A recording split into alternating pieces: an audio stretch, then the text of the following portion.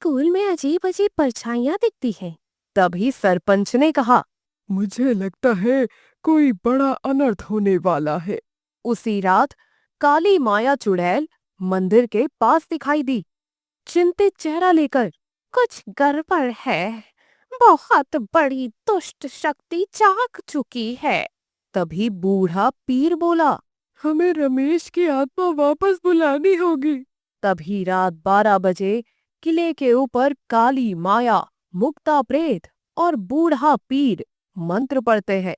हवा तेज हो जाती है, आसमान में बिजली चमकती है। तभी काली माया बोलती है।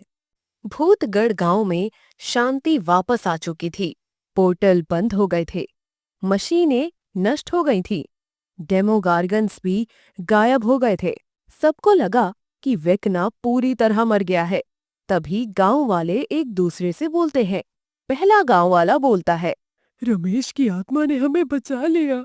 तभी दूसरा गांव वाला बोलता है, अब हमारा गांव सुरक्षित है। पर उन्हें पता नहीं था कि जहां पोर्टल फटा था, उस राख के ढेर के नीचे एक काली परछाई अभी भी जिंदा थी। वो फुसफुसाती है, I survive. I need a mind to reborn. गांव में एक छोटा सा स्कूल था, जिसके मास्टर जी थे राजीव सर।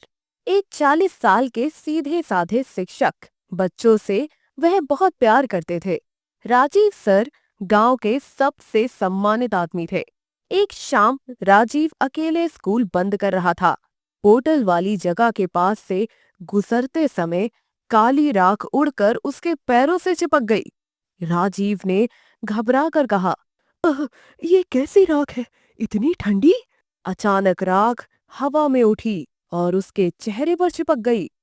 राजीव तड़पने लगा। "आ, कौन है, कौन है?"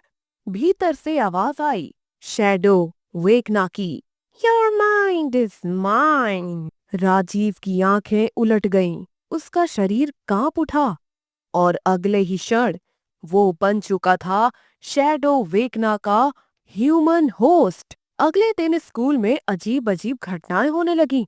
ब्लैक बोर्ड खुद ब खुद लिखने लगता, दीवारों पर अपसाइड डाउन जैसे निशान बन जाते, बच्चे बार बार सिर पकड़कर रोने लगते और किसी को किसी का नाम नहीं याद रहता। तभी एक बच्चा, जिसका नाम चंदू था, रोते हुए बोला, मास्टर जी, आपको क्या हो गया है? आपकी आवाज अजीब हो गई है, डरावनी। राजीव मुस्कुराया, पर वो राजीव की मुस्कान नहीं थी। राजीव वेकना की आवाज में बोलता है, मैं तुम्हारे डर से शक्ति लेता हूँ। बच्चों, और डर पैदा करो। बच्चे चीखते हुए कक्षा से भागे। तभी ये बात पूरे गांव में फैल जाती है और गांव वालों ने शिकायत की। मास्टर जी बच्चों पर कुछ जादू कर रहे हैं। तभी एक औरत भी बोली, स्कूल में अजीब अजीब परछाइयां दिखती हैं। तभी सरपंच ने कहा, मुझे लगता है कोई बड़ा अनर्थ होने वाला है। उसी रात काली माया चुड़ैल मंदिर के पास दिखाई दी, चिंतित चेहरा लेकर। कुछ गड़बड़ है, बहुत बड़ी दुष्ट शक्ति जाग चुकी है। तभी बूढ़ा पीर बोला, हमें रमेश की आत्मा वापस बुलानी होगी। तभी रात 12 बजे किले के ऊपर काली माया, मुक्ता प्रेत और बूढ़ा पीर मंत्र पढ़ते हैं। हवा तेज हो जाती है, आसमान में बिजली चमकती है। तभी काली माया बोलती है, रमेश, हमारे गांव पर फिर खतरा है, हमें तेरी जरूरत है। अचानक आसमान में सफेद रोशनी प्रकट हुई। एक आकृति धीरे धीरे नीचे आई। वो था गार्जियन स्पिरिट रमेश। तभी रमेश बोलता है, कौन? किसी मेरी जरूरत है। काली माया उससे बोली, शैडो वेकना लौट आया है बेटा, और उसने इस बार गांव के मास्टर जी का शरीर पकड़ लिया है। रमेश की आंखें गुस्से में जल उठीं और वो बोला, तो फिर इस बार मैं उसे हमेशा के लिए मिटा दूंगा। दूसरे दिन रात को रमेश और भारतीय आत्माएं स्कूल पहुंची। दीवारों पर चिपचिपा लता जैसे निशान थे। हवा भारी थी। अचानक राजीव सर कक्षा से निकलकर बोले, वेलकम इंडियन स्पिरिट्स। उनकी आंखों में लाल रोशनी थी। तभी रमेश बोलता है, उस मासूम आदमी को छोड़ दे। तुझे नया शरीर चाहिए था, इसलिए पकड़ लिया। अब मैं तुझे बाहर निकाल दूंगा। राजीव की उंगलियां टेढ़ी होने लगीं। दीवारों से शैडो बैट्स निकले जो हवा में उड़कर हमला करने लगे। काली माया ने मंत्र फेंका। बूढ़ा पीर ने भूतिया ढाल बनाई। रमेश ने 3 को पकड़कर फेंक दिया, पर Vecna Hansa. You cannot stop me.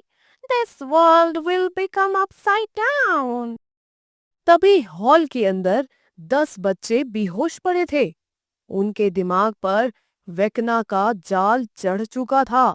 यह देखकर मुक्ता प्रेत रो पड़ी और बोली, अरे ये नन्हे नन्हे मासूम, ये तो डर के मारे मर ही जाते। रमेश का दिल टूट गया और वो बोला, मेरे गांव के बच्चे, मैं अपने रहते किसी को कुछ नहीं होने दूंगा। वो गुस्से में आंख का प्रकाश बन गया।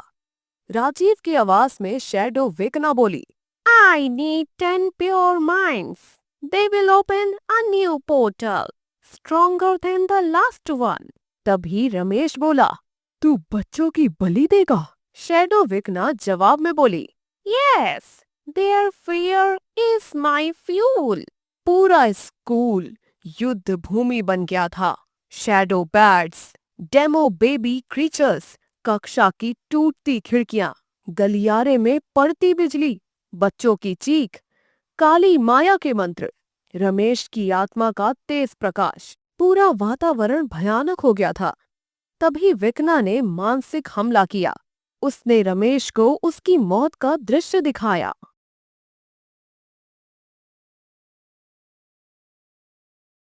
तभी शैडो वेकना बोली, तुम कमजोर हो। तुम्हें याद है किस तरह मारे गए थे? रमेश की आत्मा कांप उठी। उसे सीता और बच्चे याद आ गए।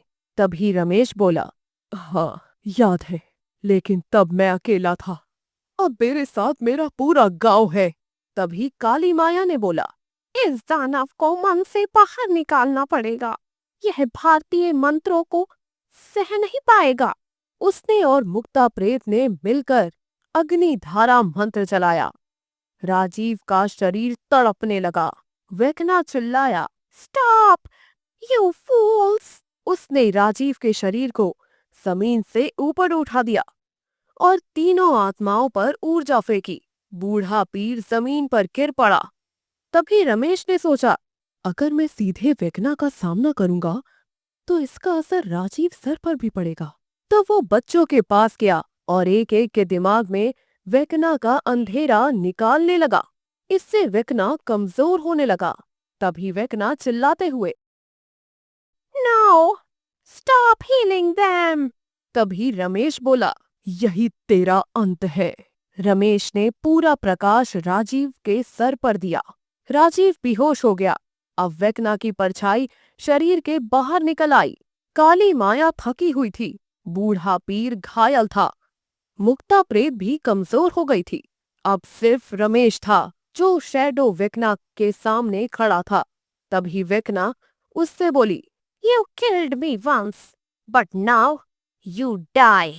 उसने काली बिजली फेंकी। रमेश ने प्रकाश से उसे काट दिया। दोनों के बीच भयानक हमला हुआ। छत टूटी, दीवारें हिली, स्कूल की मेजें उड़ गईं। तभी आसमान से सफेद रोशनी उतरी। ये वही शक्ति थी जो उसे पार्ट 1 में मोक्ष देते समय मिली थी। रमेश ने मंत्र पढ़ा, मेरी आत्मा गांव के हर बच्चे की रक्षा के लिए है और तू इस दुनिया में नहीं बचेगा। उसकी आंखें चमक उठीं। शरीर से आग जैसी रोशनी निकली। तभी वेकना चिल्लाया, ओ! और पूरी शैडो सोल राख बनकर उड़ गई। रमेश ने राजीव के शरीर को उठाया। वह कांप रहा था।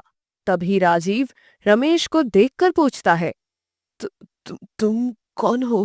तभी रमेश बोलता है, एक पिता, एक गांव का रक्षक और एक आत्मा। जो हमेशा पहरा देगी। राजीव रो पड़ा। बच्चे भी जाग गए। अब सब ठीक था। तभी काली माया मुस्कुराई। अब तो सच में रक्षक आत्मा बन चुका है बेटा। रमेश की आत्मा धीरे धीरे पारदर्शी होने लगी। तभी रमेश बोला, मेरे गांव को मेरी जरूरत पड़े तो मैं वापस आ जाऊंगा। वो मुस्कुराया और तेज प्रकाश में बदलकर आकाश में विलीन हो गया। गांव वाले, बच्चे और चुड़ैले सब उसकी ओर देखते रहे और भूतगढ़ फिर से सुरक्षित हो गया। तो दोस्तों, कैसी लगी आपको हमारी ये कहानी? कमेंट करके जरूर बताएं। ऐसी ही और कहानियां सुनने के लिए हमारे चैनल को सब्सक्राइब करें और बेल आइकन भी दबाएं।